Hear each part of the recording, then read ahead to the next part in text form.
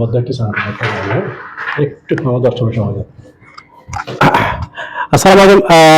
আমি ভয়েস চেঞ্জে যাওয়ার আগে আমি একটা জিনিস চিন্তা করলাম যে আমি একটু পার্টস অফ স্পিচের উপরে ছোট্ট একটা ধারণা দিতে চাই, কারণ আমি দেখি অনেক স্টুডেন্টরা ক্লাস 5 থেকে একেবারে কলেজ পর্যন্ত পার্টস অফ স্পিচ পড়ে, কিন্তু আসলে পার্টস অফ স্পিচের উপর তাদের ডাউটনেস থেকে যায়, কোনটা নাউন কোনটা প্রনাউন, তারা এই ব্যাপারে ডাউটনেস থেকে যায়। তো আমি একটু সংক্ষেপে ধারণা দিতেছি, আল্লাহ আমি দোয়া করি আল্লাহ তোমাদেরকে বোঝাতে তৌফিক দেখ। নাউন মানে যে কোনো কিছুর নাম। তাহলে আমি বলতে চাই আল্লাহর 18,000 মাখলুকাতের মধ্যে তোমার চোখে যত কিছু দেখো, যে কোনো একটা বস্তু দেখো, প্রত্যেকটা বস্তু একটা নাম আছে।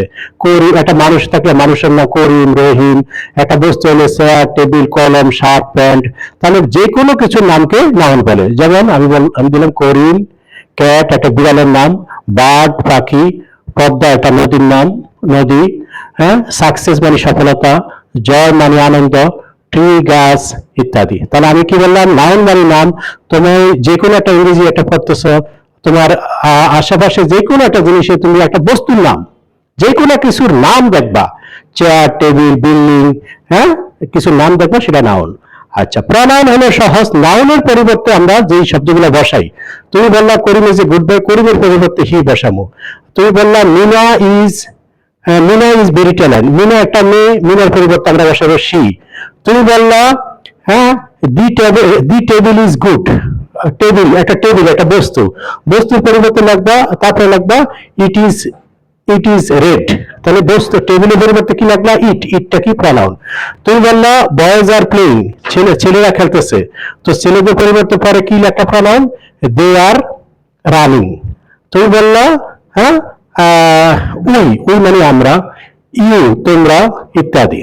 তাহলে আমরা বুঝলাম নাউনের পরিবর্তে যেটা যে শব্দগুলো বসে সেটা হলো প্রনাউন। অ্যাডজেক্টিভের কাজ হলো কারো দোষ গুণ ইত্যাদি বোঝানো। কে কেউ গুড, কেউ ভালো, কেউ টল, কেউ শর্ট, কেউ হ্যাপি, কেউ স্যাড, কেউ অ্যাংরি, হ্যাঁ, স্যাড, সাকসেসফুল সফলতা, জয়ফুল আনন্দ, লেজি একজনের লেজি অলস, অ্যাক্টিভ কর্মঠ। তাহলে মানুষের যত দোষ গুণ বোঝানো, হ্যাঁ, এটাকে যে কোনো নাউনের দোষ গুণ বোঝানো, কোনো নাউন সম্পর্কে দোষ গুণ বোঝানো, সেটা হলো কি অ্যাডজেক্টিভ।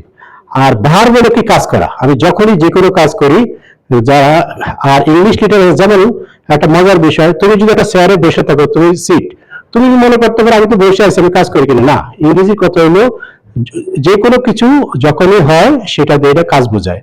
তাহলে কাজ করাকে do, go, eat, sit, what, work, read ইত্যাদি হাজার হাজার কাজ আছে। একবার হলো মজার বিষয় ভার্বের এবং ভার্বের সম্পর্কে এবং অ্যাডজেক্টিভের সম্পর্কে যখন সে অতিরিক্ত কোনো ইনফরমেশন দেয়, অতিরিক্ত দোষ গুণ বোঝায়, তাহলে সেটাকে বলে অ্যাডভার্ব। অ্যাডভার্বে মনে রাখবা, অ্যাডভার্বে সবসময় খবরদারি করে কার ব্যাপারে, ভার্বের ব্যাপারে অথবা অ্যাডজেক্টিভের ব্যাপারে। যেমন তুমি বলতেছো হি ওয়াক, সে হাঁটে, সে কিভাবে হাঁটে, হি walks slowly.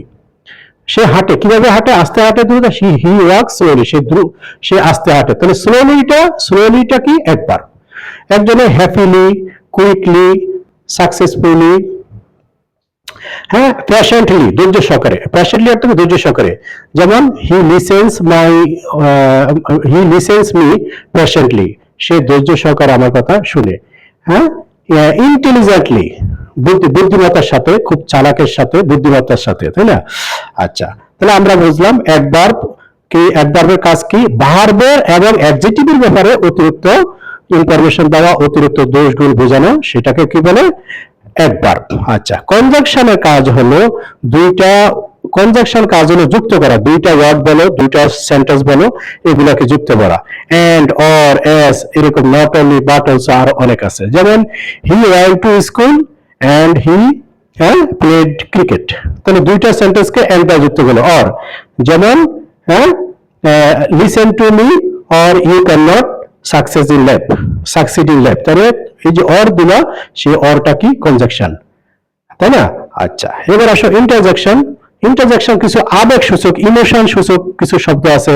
Alas, his father died, হুরিয়া, উই হ্যাভ ওন দ্য নেস, তেমন ব্রাভো, হ্যাঁ, হি মেক এ সিক্স, হাই হি ইজ আনডান। ওকে, তাহলে আমরা আমি ইনশাআল্লাহ নেক্সট ক্লাসে আমি চেষ্টা করব এই নাউন প্রনাউনের ব্যাপারে আরো আমি একটা প্যাসেজের মাধ্যমে তুমি কতগুলো, ধরো তুমি একটা প্যারাগ্রাফ পড়লা, তুমি ধরো একটা কম্পোজিশন পড়লা, সেখান থেকে তুমি যদি কোনটা নাউন, কোনটা প্রনাউন, কোনটা অ্যাডজেক্টিভ, এটা তুমি সাকসেসফুলি যদি ফাইন্ড আউট করতে পারো, খুঁজে বের করতে পারো, তাহলে তুমি বুঝবে যে তোমার নাউন প্রনাউনের তোমার ধারণা একেবারে ক্লিয়ার। যদি বাইর করতে না পারো, তুমি সঠিকভাবে যদি বাইর করতে, একটা মনে করো একটা এসে পড়লে, এসে থেকে কোনটা নাউন প্রনাউন যদি বাইর করতে না পারলা, তাহলে বোঝা যায় তোমার অবশ্যই ডাউটনেস, তোমার সন্দেহ রেখেছে, এখনো তুমি নাউন পার্টস অফ ভালো জানো না।